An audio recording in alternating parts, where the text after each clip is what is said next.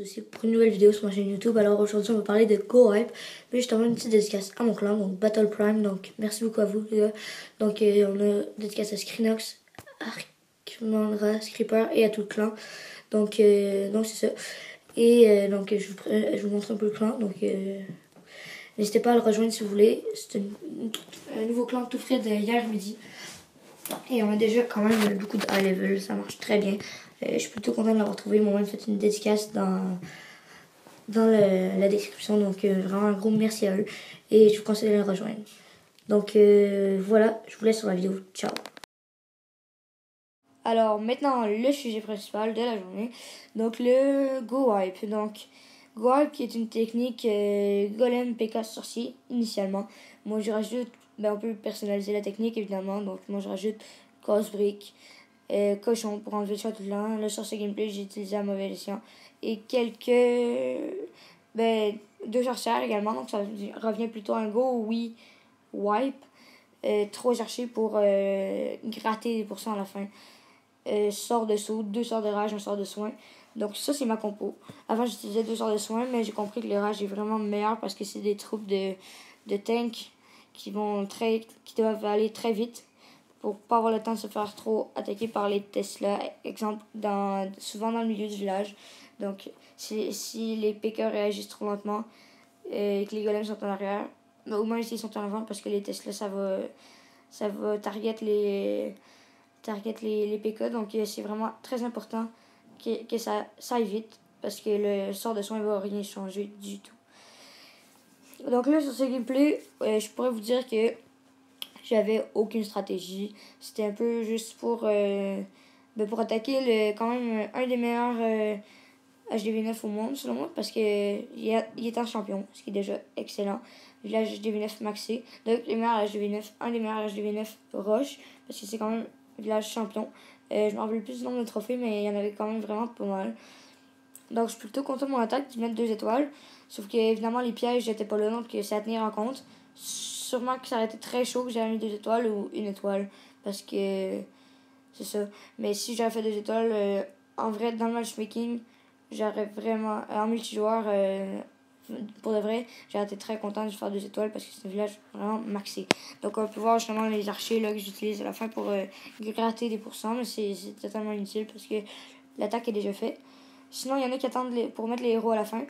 Moi, je les mets durant l'attaque parce que selon moi, le roi, c'est comme un peu un pick-up et la reine, ça va souvent target l'HDV. Donc là, on va se retrouver sur un gameplay réel. Donc, un gameplay encore avec X-Mod Game, sauf que c'est beaucoup plus réaliste. Donc, premièrement, je prends les cochons. En fait, je me suis trompée, j'ai pris les archers. Là, je prends les cochons. J'attends les troupes de jeu de clan. Donc, j'ai simulé 15 archers comme troupes de jeu de clan, ou 35, je ne me rappelle plus. Donc là, les troupes sont attirées. Moi, j'ai envoyé mes 2 archers, mais normalement, vous les utilisez pour les apporter dans les coins. Et là, j'ai essayé de me garder mon archer parce que je me suis dit, il faut que je m'en garde pour gratter à la fin. Donc, moi, j'utilise pour sortir des autres plans. S'il n'y en a pas, pour gratter à la fin. Donc là, on apporte le château de clan dans un coin. On envoie sorcier. Normalement, ça le fait très facilement. Mais là, j'ai envoyé le château de clan avant parce que je savais que j'avais archer, etc.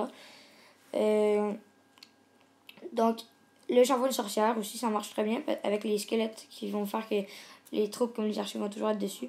Donc, ça, c'est parfait. D'habitude, j'envoie 2 petits sorciers à côté. Mais là, j'avais utilisé déjà beaucoup de sorciers. Donc, là, ensuite, vous envoyez les golems pour bien tank en avant.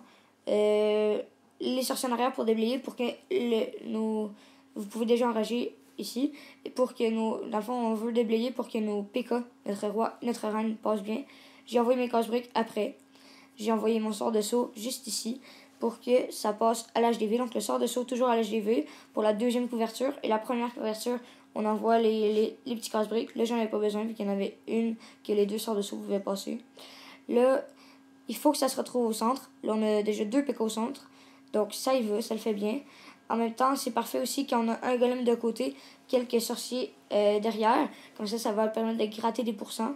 Mais il faut qu'au centre, il y ait toujours des PK ou la reine en arrière en train de target l'HDV pour assurer un 2 étoiles en fait. Donc là, c'est parfait. Parce que c'est dommage un peu en fait pour les PK. Parce que s'il y aurait eu un golem en avant, ça aurait vraiment mieux allé. Là, le golem reste en arrière, donc vous voyez le problème.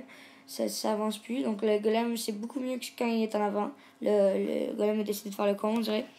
Mais quand il est en avant, c'est vraiment mieux parce que toutes les défenses targetent le golem, puis les troupes avancent aisément dans le village.